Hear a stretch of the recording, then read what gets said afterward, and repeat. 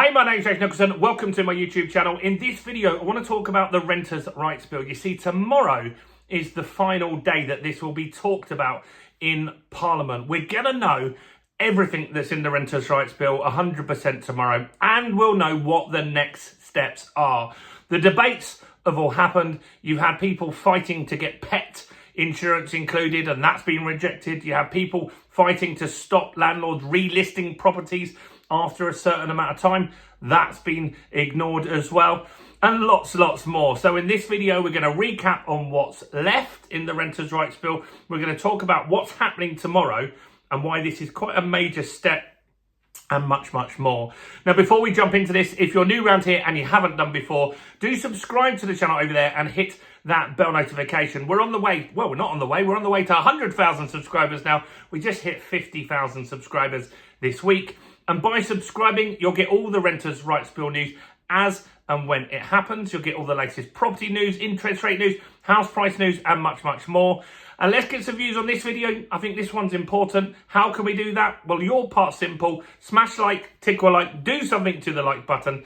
That helps with the YouTube algorithm, and that really has helped the channel grow. So thanks to everyone that does that. So, what's going on? Well, tomorrow is final approval day.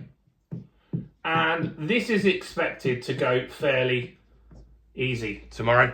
We're not expecting anything exciting to happen. You've had all these amendments proposed. You've had debates on them. Everything got struck down basically, didn't it? And some of them were silly because some of them, in my opinion, benefited tenants. We'll talk about those in here as well. So no changes are expected tomorrow. The bill is looking to go through as it stands. So it's pretty much a formality, and then it will go for royal assent, which can happen very quickly. That makes it law, but that doesn't make it active law. And already the government has said, look, once this is law, we will give landlords and tenants enough time to get used to the new changes. So what's in the bill still? What's stuck? Because there were so many amendments, drafts, changes, debates, and all of that kind of stuff. Well, first off, the key thing that landlords don't like is Section 21 being abolished. That's staying in the bill. That's not going to be changed.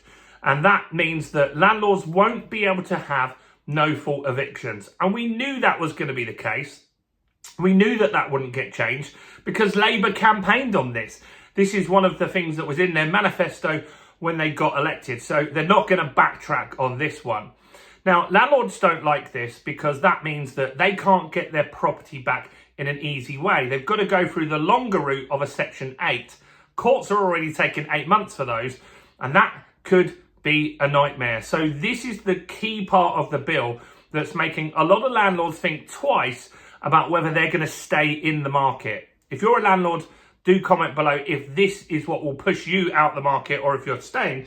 I'd like to note that as well. Next is rolling tenancies. So, rolling tenancies mean that as soon as the bill goes live, any new tenancies will go onto a rolling tenancy.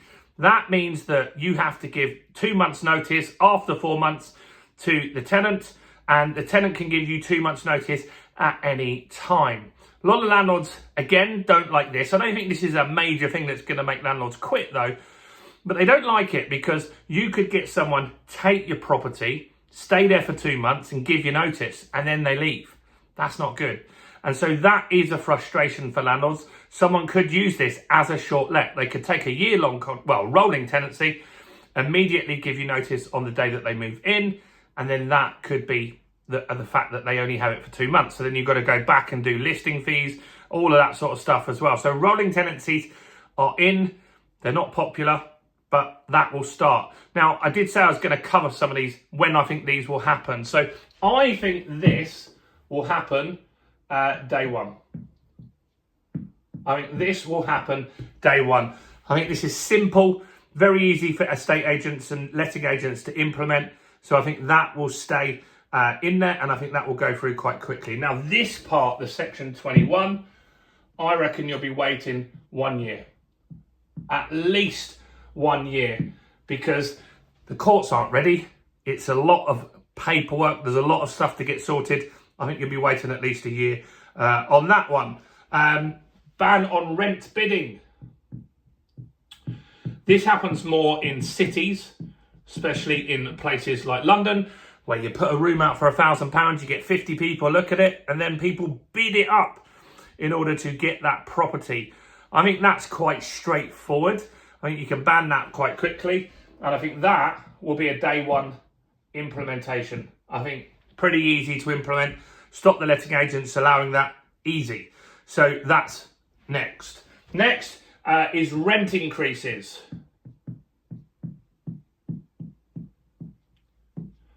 Now, you're only going to be able to increase rent once per year on that tenancy. I've never done it more than once. I don't know, you'd have to be pretty bold. Maybe there's some landlords that do this. I'm sure there are. This is why it's in there. You'd have to be pretty bold to increase someone's rent more than once per year, but people clearly are. You're only allowed to do it once every 12 months. I think that's pretty easy to implement as well. I believe that will be day one. I think it's easy. Like, it's no one's going to contest that or argue that. I think it's pretty straightforward as well. So, upfront rent. Now, there were arguments in Parliament on this one. And the arguments were that this helps someone that's got a bad credit rating. So maybe you want to rent a property, but you've got a terrible credit rating. So on the referencing, you don't stand out. But you've got some cash, and so you could give some rent ahead of time and help you get the property. This also helps international students as well that have got no credit rating at all in this country. That's not going to be allowed. I think that's easy to implement as well. I think that will be day one. Not that difficult to do. Pets. So, you're not allowed to discriminate against pets. This is, strangely, one of the biggest arguments that they've had debating in the last few weeks on the Renters' Rights Bill. They're saying that you can't discriminate against people that have got pets. So you can't put in your advert, I don't want people with pets, I don't want people with DSS, I don't want people on benefits. You can't discriminate. Fair enough. They were arguing that you should be allowed to ask for insurance or an extra deposit, and that logically made sense that might help tenants that have got pets because more landlords would consider it. Now the landlords have got to consider it. If you don't want a pet and you're a landlord, you just say no. So this is actually going to make it harder, in my eyes, for people that have got pets. Let me know what you think about that one. Again, I think that's an easy implementer, day one. I think you'll get that quite quickly going through. Next is decent home standards. And so this means that you can't have properties that have leaking roofs, bad double glazing, all of this kind of stuff. The property's got to be in a working order. Makes sense. That's fair. This is complicated though, because what you think is a decent home is very different to what somebody else thinks over here.